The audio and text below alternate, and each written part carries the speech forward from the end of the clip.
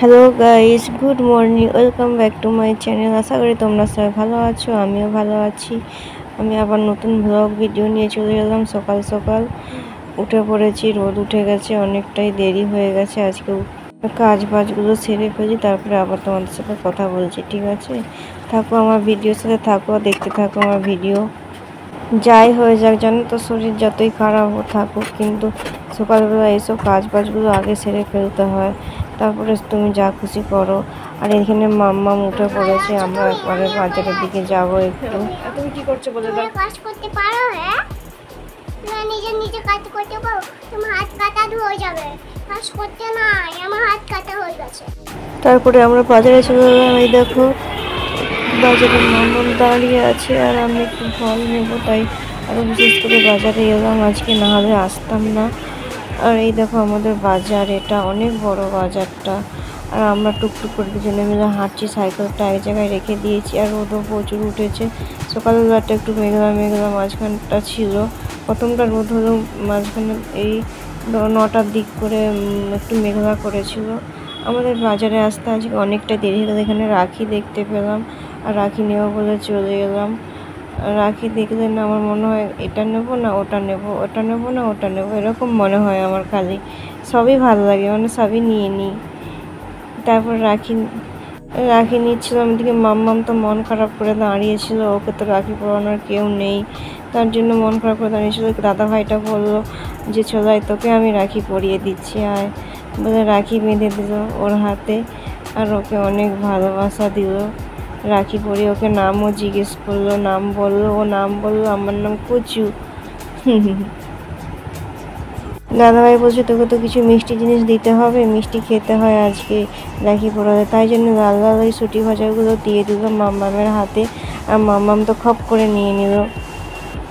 ফলের সাথে কিছু সবজিও বাজার করে নিলাম, যাতে আর মানে কয়েকদিন চলে যায় বাজার আর আসতে না হয়, তার জন্য কয়েকটা বাজারও করে নিলাম। তারপর দুজনে মিলে টুকটুক করে দুজনে মা মেয়েতে হাত ধরে হাঁটছি, আস্তে আস্তে এদিক ওদিক দেখছি। আর বাজারটা আমাদের অনেক বড়, এখন তো ফাঁকা হয়ে গেছে, অনেকটাই বেলা হয়ে গেছে, নাহলে বাজারটা অনেক বড়। রায়না তখন দাঁড়িয়ে দাঁড়িয়ে একটা কলা খেয়েছিল, আর কিছু খায়নি, অনেকটা বেলা হয়ে গেছে, ভাবলাম ওকে কিছু কিনে দিই। আর এই দেখো না, এত রোদ উঠেছে, বেলা হয়েছে তো অনেকটাই, রোদটা প্রচুর উঠেছে। আর রোদে যেতে হলে না খুব মাথার যন্ত্রণা হয় আমার, বাপরে, রোদ দেখলেই ভয় পায় আমার। আচ্ছা যাই হোক, বাজার তো করা হয়ে গেছে, এবারে বাড়ি চলে যাবো। খাওয়া হয়ে গেলে ও খেয়ে নিক, তারপরে বাড়ি যাব। না, এদিকে ওদিকে হচ্ছে কেন? আইসক্রিম খাবে? আর ওইটা ভালো না খেতে? হ্যাঁ বলছে আইসক্রিম খাবো, ওটা ভালো খেতে। রাইকে একটা আখের জুস কিনে দিলাম, ও খেলো না, বলছে আইসক্রিম খাবো। তারপরে বাড়ি চলে এসেছি, বাড়ি এসে স্নান টান করে ও ঠাকুরকে যাচ্ছে, জল দিতে যাচ্ছে।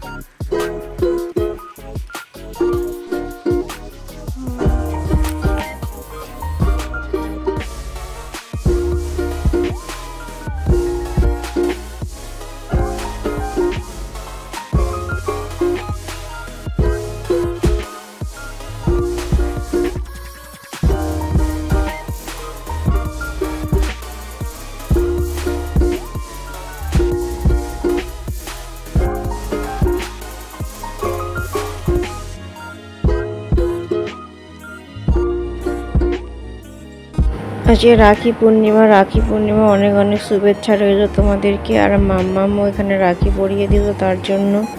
এখন সন্ধ্যা 6:30 বেজে গেছে, আর আমি আর মাম্মাম রেডি হয়ে গেছি, এবারে যাব মন্দিরে। একটু দেরি হয়ে গেছে আজকে, আর দেরিতেই পুজোটা হয়, তবুও মনে হয় আমি একটু আগে থেকে গিয়ে বসে থাকলে ভালো হয়।